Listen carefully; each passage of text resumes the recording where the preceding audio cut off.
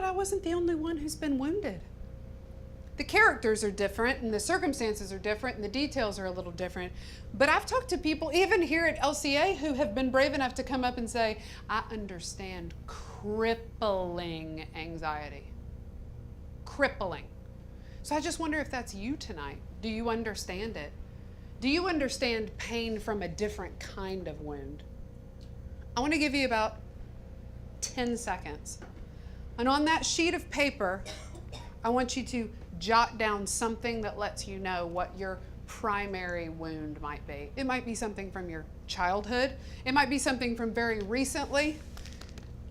I jotted down a number of the shapes and sizes that wounds come in.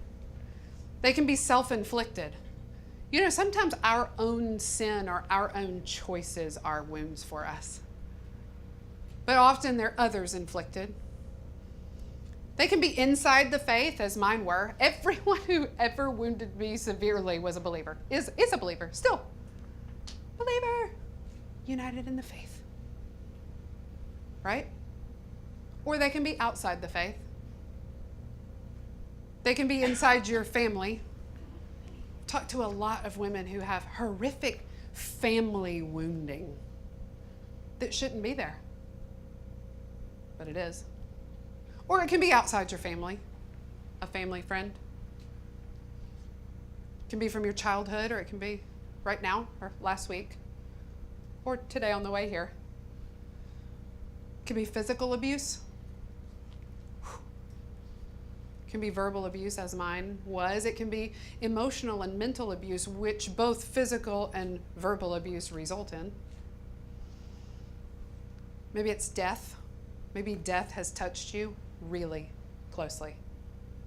Loss, abandonment, loneliness. These can be wounds, and they can be gaping wounds. But you know, not all wounds have to be gaping and festering. Some of them are like paper cuts. Annoying, right? But it's still there, and sometimes it gets infected. And, it's not a huge wound, but it is consuming my every thought.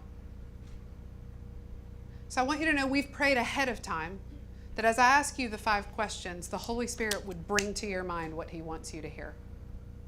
If you're not in the practice of listening to the Holy Spirit regularly, if you ask him a question, usually the first thing in your mind is his answer. He doesn't have to sort through a file folder or Rolodex or, let me see what I want to tell her. Right there. So take a minute and jot it down. If you don't want to write it where the person next to you can see it, just do a code word. But what's your wound, or several, or what does it stem from? I would say wounded with words would be mine.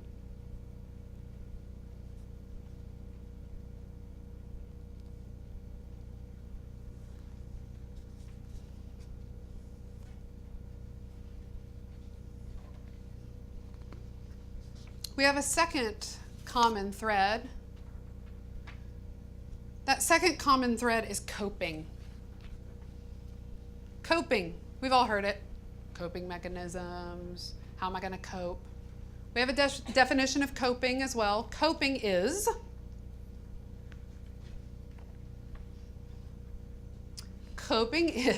to deal effectively with something difficult. So when you cope, you deal effectively with something difficult. Coping is what helps us go on, frankly. It's not always bad. In fact, some coping is necessary for survival. But sometimes we can cope to the point of unhealthy. And coping mechanisms can become so familiar that we think, oh, this is how I am. No, this is how you're coping, right? For me, for instance, the Proverbs 31 woman thing, my coping mechanism was all Proverbs 31 women are meek, insufficient doormats. So I don't want to be her. Who wants to be a Proverbs 31 woman? No one. I want to be a whatever is a better Bible verse woman, right? So they're coping. Wanted to be a Proverbs 31 woman so bad. I grew up Southern Baptist. That was our goal. Come on. Proverbs 31, that's the goal. Be that. But my cope was, I'll go the opposite direction and think they're all stupid. Even the ones I saw that I just held up like, oh, she is amazing. I'm like, but she's probably boring, right? It's just coping.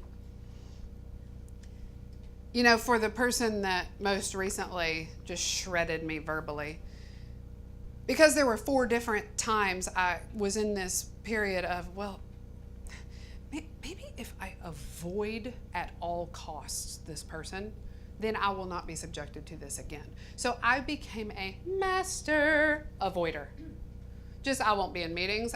If a meeting comes up, I will wait until the very last minute and then,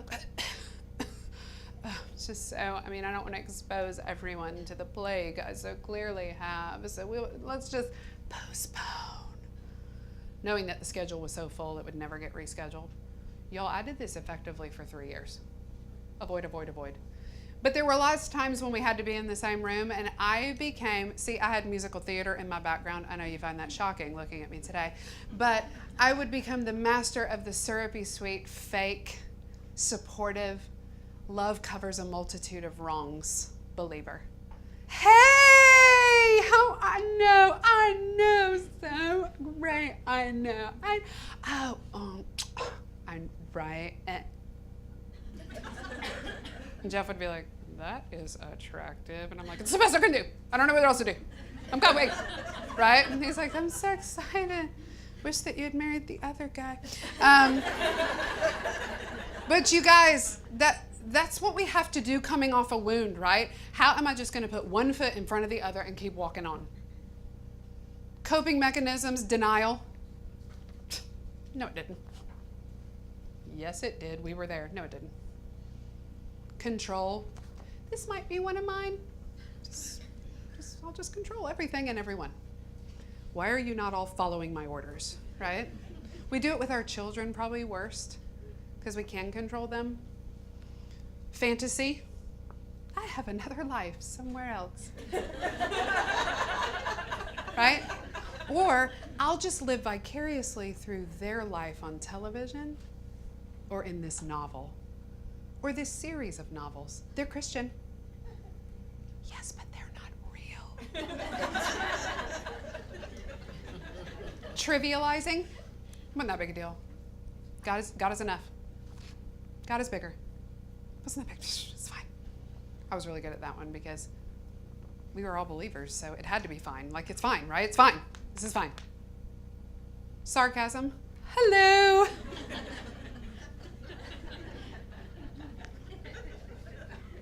It is a spiritual gift. They just left it out accidentally. Aggression. Another one that comes out on the spouse and the kids.